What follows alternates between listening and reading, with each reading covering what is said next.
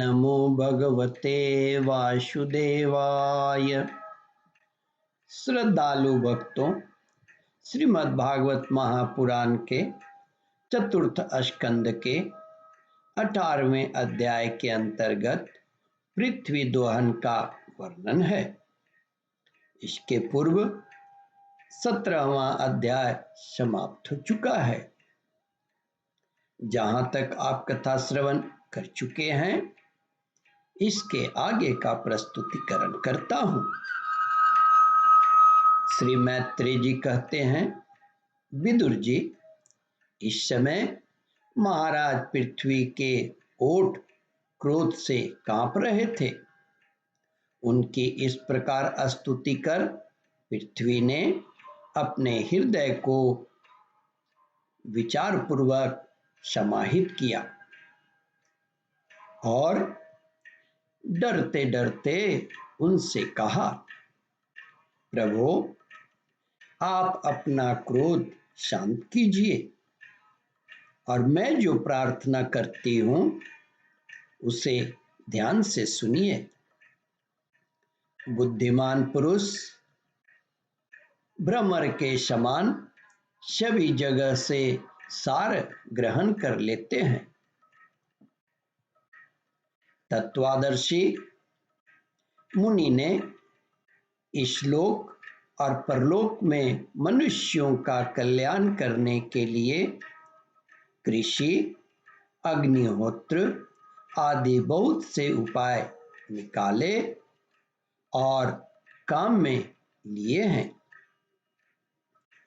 उन प्राचीन ऋषियों के बताए हुए उपायों का इस समय भी जो पुरुष श्रद्धापूर्वक भली भांति आचरण करता है, वह सुगमता से अभिष्ट फल प्राप्त कर लेता है। परंतु जो अज्ञानी पुरुष उनका अनादर करके अपने मन कल्पित उपायों का आश्रय लेते हैं, उसके सभी उपाय और प्रयत्न बार बार निष्फल होते रहते हैं। पृथ्वी ने कहा, राजन, पूर्व काल में ब्रह्मा जी ने जिन धान्य आदि को उत्पन्न किया था, मैंने देखा कि यम नियम आदि व्रतों का पालन न करने वाले दुराचारी लोग ही उन्हें खाए जा रहे हैं। लोकरक्षक, आप राजा लोगों ने मेरा पालन और आदर करना छोड़ दिया है, इसलिए सब लोग चोरों के समान हो गए हैं। इसलिए इसी से यज्ञ के लिए औषधियों को मैंने अपने में छिपा लिया है। अब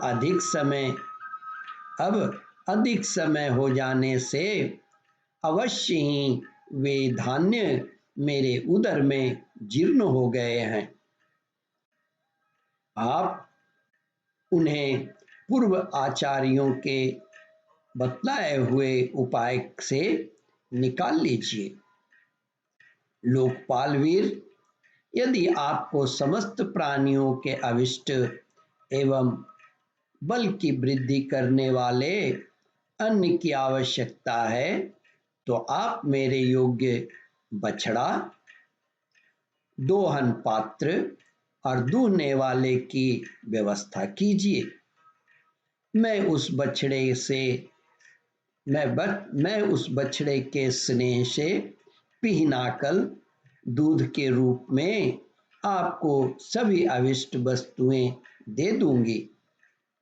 राजन, एक बात और है, आपको मुझे समतल करना होगा, जिससे वर्षा ऋतु में जो जल आएगा वह वर्षा ऋतु के बाद बीत जाने पर भी मेरे ऊपर इंद्र का वर्षा हुआ जल सर्वथा बना रहे।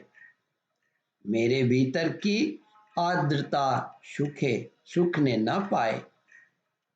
यह आपके लिए बहुत मंगलकारी होगा। ऐसा करने से आपका ये मंगल कारक होगा। श्री मैत्रेय जी कहते हैं, विदुर जी, पृथ्वी के कहे हुए ये प्रिय और हितकारी वचन स्वीकार कर महाराज पृथ्वी ने स्वयंभू मनु को बछड़ा बनाकर अपने हाथ में ही समस्त धान्य को दूह लिया। पृथ्वी के समान अन्य विज्ञजन भी पृथ्वी के समान अन्य विज्ञजन भी सब जगह से सार ग्रहण कर लेते हैं। अतः उन्होंने भी पृथ्वी जी के द्वारा वश में की हुई वसुंधरा से अपनी अपनी अभिष्ट वस्तुएं दूह ली। देखिए कौन कौन कैसे दूता है पृथ्वी को। ऋषियों ने ब्रह्मा जी को बछड़ा बनाकर इंद्रिय, वाणी, मन और श्रोत्र रूप पात्र में पृथ्वी देवी से वेद रूप पवित्र दूध दूह लिया। देवताओं ने इंद्र को बछड़े के रूप में कल्पना कर सुवर्ण में पात्र में अमृत, वीर्य, मनोबल, ओज, इंद्रिय बल और शारीरिक बल रूप दूध दूह लिया। ओम परमात्मने नमः। श्रद्धालु भक्तों, इस कथा को ध्यान पूर्वक श्रवण, मनन और इसका चिंतन करें। इस कथामृत का रसास्वादन अपने बंधु बांधवों को भी करावें। इस वीडियो को शेयर और सब्सक्राइब करें। ओम परमात्मने नमः।